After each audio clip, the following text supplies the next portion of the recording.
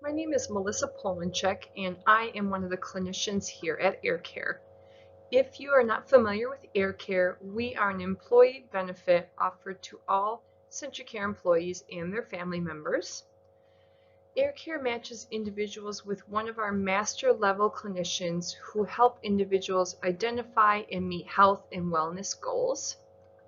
We help individuals with a wide range of personal goals, including changing nutritional habits, incorporating more exercise, managing stress, navigating relationship challenges, reducing anxiety, among many other unique life circumstances.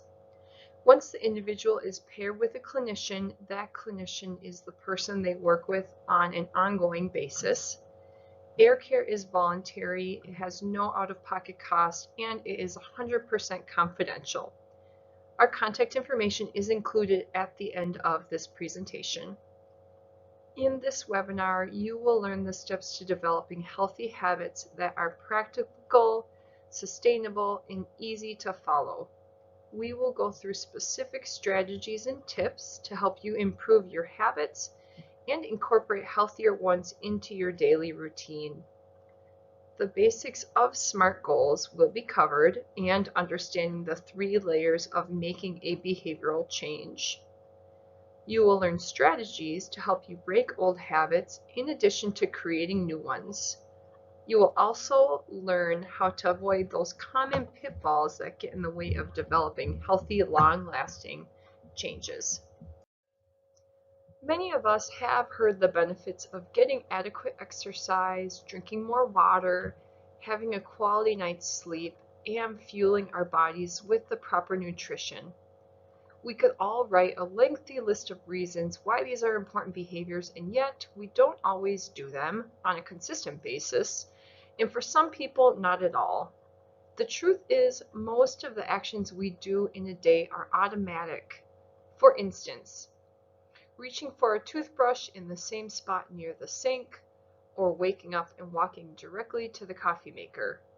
The more frequently and consistently we perform a behavior, the more likely it gets physically hardwired into our brain, and we're more likely to repeat it, whether it's good or bad for our health. The rewiring that takes place in our brains is what is considered the creation of a habit. Habits are the brain's internal drivers, and these acts become ingrained into our neural pathways, allowing the brain to conserve energy so it can focus on other activities or tasks. For instance, the route we take driving home from work every day, or the order in which we dry off after a shower. These acts do not require a lot of mental effort or attention. Our subconscious mind takes over these acts, allowing us to perform these acts without our conscious awareness. This process also gives us the ability to multitask, as well as have moments where we don't even remember having completed a task due to our mind being preoccupied with other thought processes. Habits drive our lives, and the brain cannot tell the difference between a bad habit and a good habit. Habits can be triggered many different ways. For example, lighting up a cigarette during our lunch break, scrolling through our social media page after hearing our phone notified, or the way we communicate with our spouse during an argument. Some habits may be more complex and obstinate, for instance, a certain belief system or an addiction, while others may be more easily influenced and understood. When we change our habits, we change our brain activity. When adopting a new behavior, the prefrontal cortex is activated, meaning you have to utilize your conscious brain that requires thought and intention into that process. After performing the new routine enough times for those connections to be made and pathways to be strengthened, the behavior will require less effort as it gets moved into a default pattern. At the core of each habit is a loop that consists of a routine, a reward, and a cue. In order to understand our habit, we must first identify these three components. Let's say that Stacy shows up for her doctor's appointment because she is feeling depressed. Her doctor performs a physical on her and expresses her concern with Stacy being highly overweight. Stacy explains that she struggles to get exercise because she is not sleeping well at night and is frequently feeling tired throughout the day. Stacy has isolated herself from friends and family because she is embarrassed about her weight gain and has no interest in socializing. In this example we see, it's clear that Stacy has several habit loops that are conflicting with her lifestyle and compounding her problems. If Stacy were to focus on making a change, she would want to acknowledge and analyze the creation of her habit loops. Let's say that Stacy has committed herself to losing weight and recognizes her poor habits with food. Let's take a look at Stacy's habit loops. The routine is the behavior that Stacy is wanting to change. For example, Stacy has a problem with binge eating. The reward that Stacy gets from this routine is an emotional escape and a dopamine reward. The cue that triggers Stacy to binge on food is when she is feeling lonely and depressed.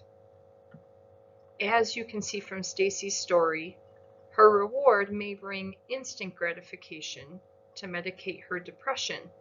However, it does little to ward off her depression from returning, hence creating a vicious cycle.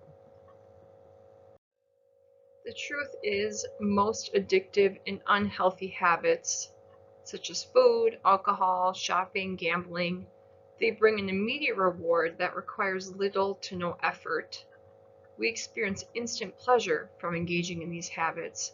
However, they can also bring additional stress and unhappiness, which can lead to more excess spending, eating, drinking, etc. When acknowledging the day-to-day habits we have, I do find it important to bring up the topic of social media, as it is become a pivotal role in most of our lives these days. Social media is a constant for many of us. As it has many benefits, experts say that without establishing healthy habits surrounding the use of social media, it can be detrimental to one's health and emotional well-being.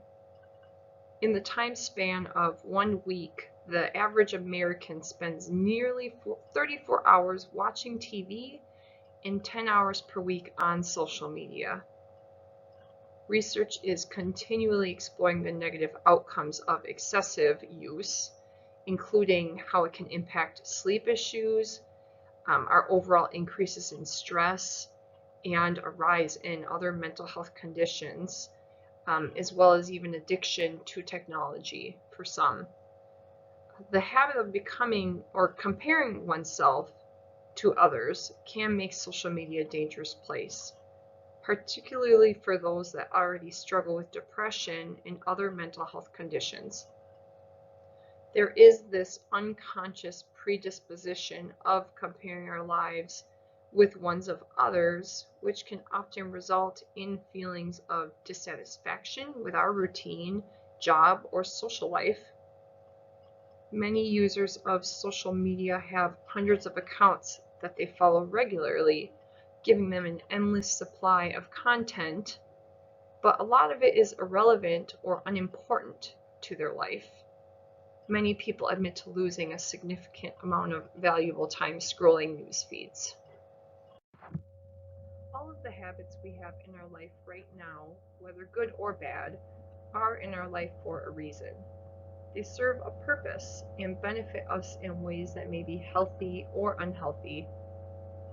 They may help us manage a difficult emotion, or it could also be biological, like an addiction. Many times it's a way of coping with stress and boredom.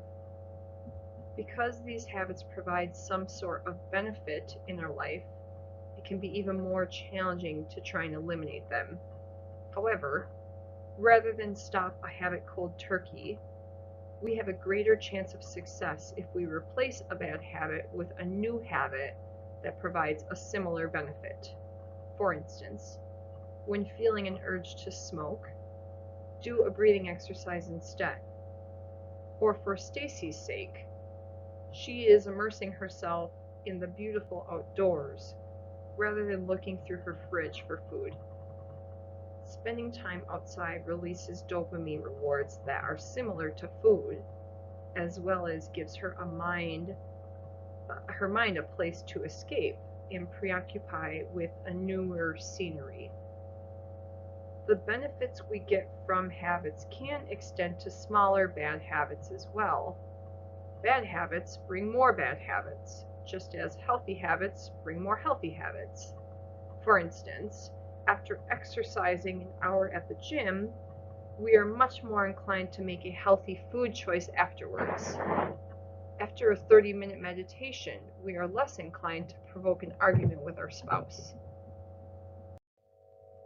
Just as unhealthy habits can provide instant gratification, we can also find pleasure from habits that improve our health and well-being. Extended practice with exercise, meditation, and eating nutritious foods can naturally stimulate our brain in positive ways and reward us for repeating the behavior. Let's say that Stacy is trying to control her portion sizes with food. She was recommended by her dietitian to drink more water. Stacy decided to implement a daily routine of drinking 1 full glass of water before each meal and with every hunger pang. She's learned that drinking more water does fill her stomach and leave less room for food, hence eating less calories. After just 2 weeks of incorporating more water into her diet, Stacy lost 7 pounds. With having experienced success in a habit change, Stacy is feeling more determined and confident to repeat this behavior, and drinking more water will eventually become an automatic routine during mealtime. Make it easier on yourself to break bad habits by avoiding the things that cause them. Avoid the bars if you are trying to quit drinking. If your friend is consistently inviting you to the casino, ask them to meet you for coffee instead. Don't keep junk food in the house if you're trying to avoid eating it. Our home environment is designed to support our habits. You need to alter, tweak, or shift your environment until it matches what you want in your life. Right now, your current environment makes your bad habits easier and your good habits harder. Watch out for default decisions. For example, if you keep your phone next to the bed, checking social media and emails as soon as you wake up is likely a default decision.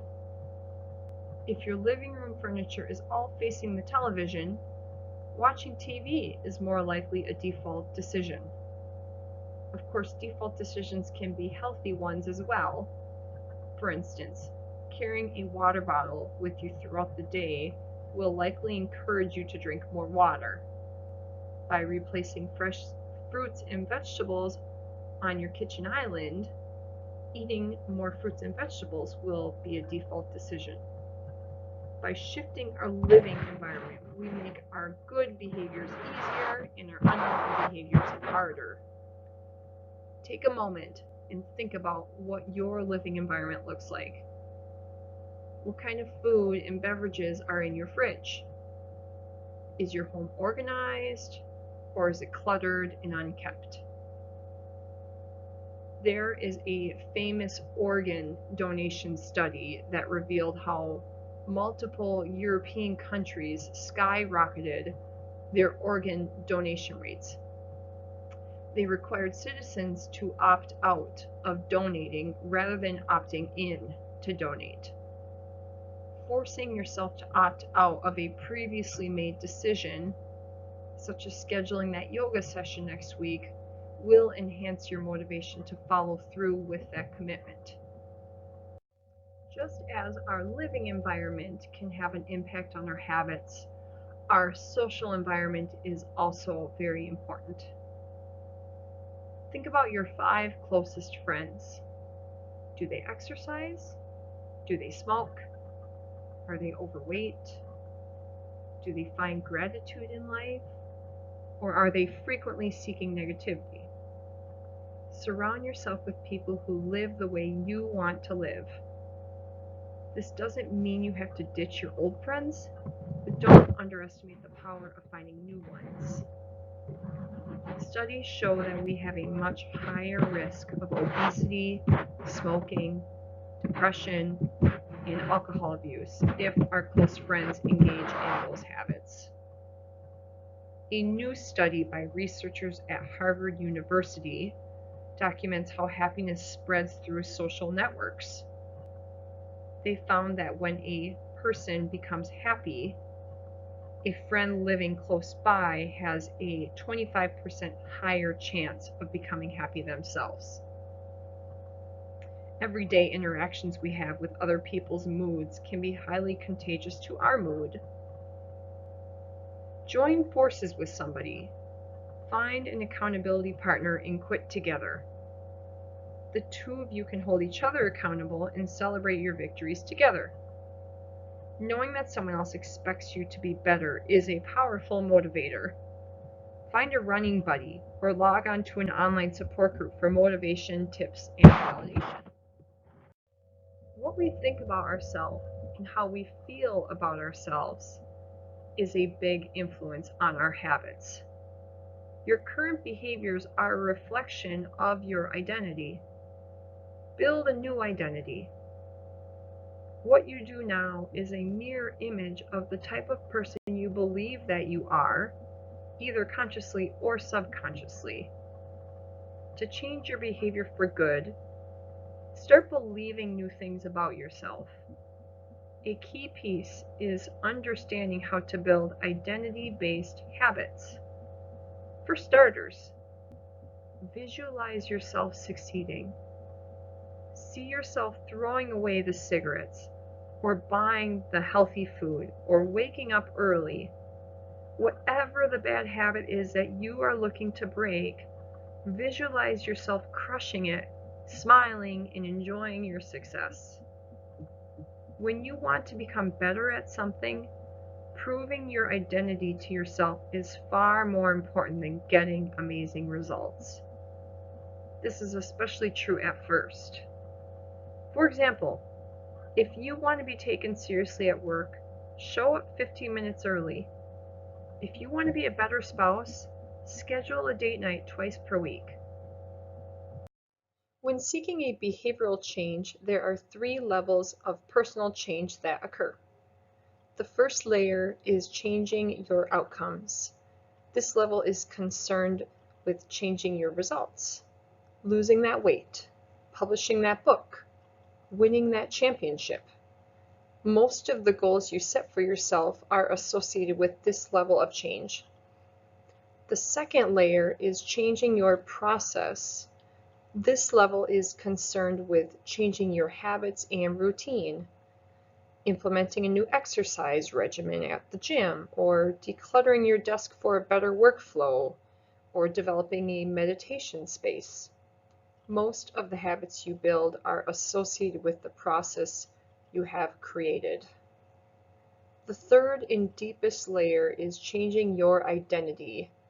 This level is concerned with changing your beliefs. For example, your worldview, your self-image, those judgments you have about yourself and others.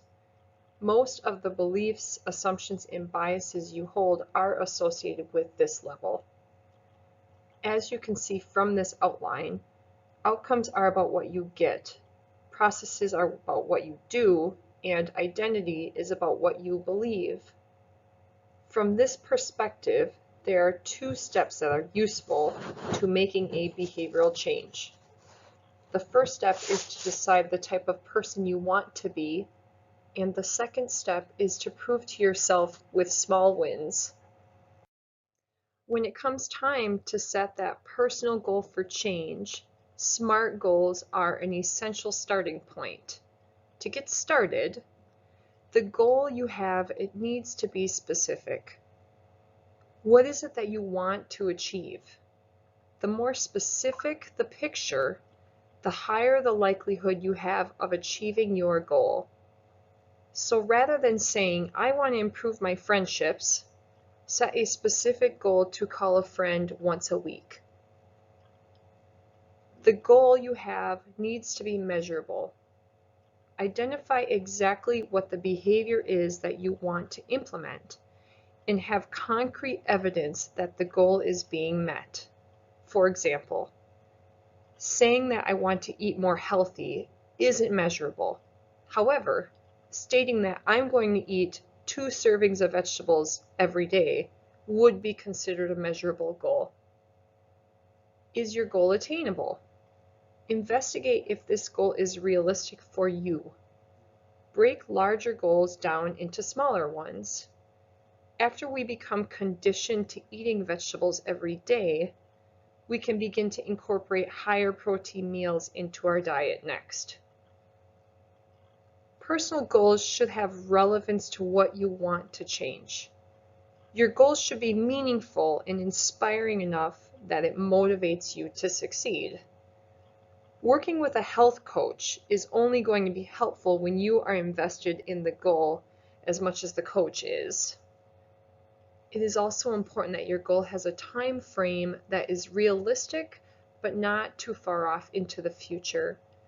For example, for the next 30 days or so many times per week would be considered a time-based goal.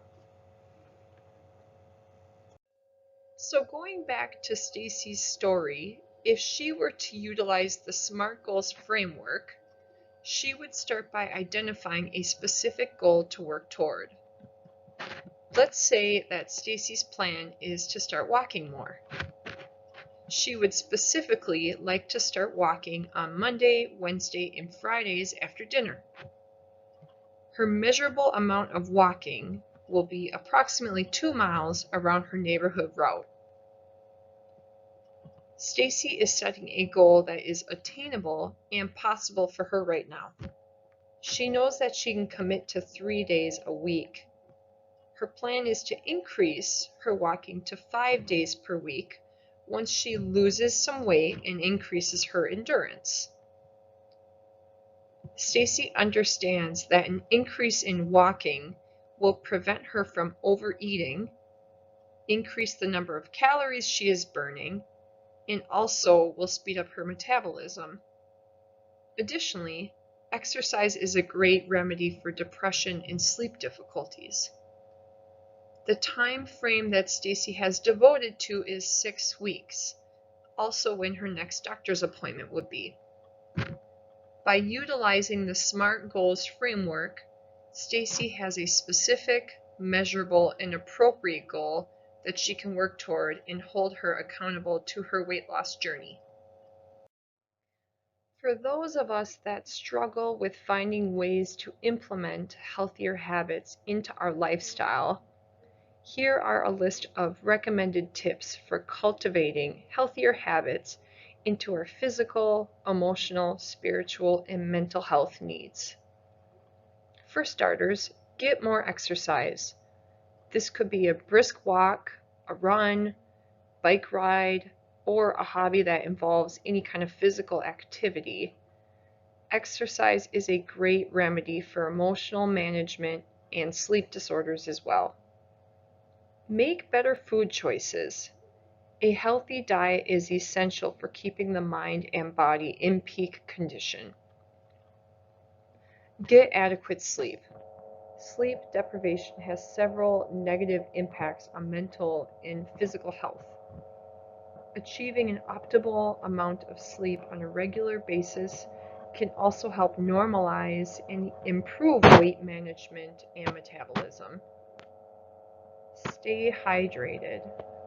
This is one of the most essential healthy habits our bodies need.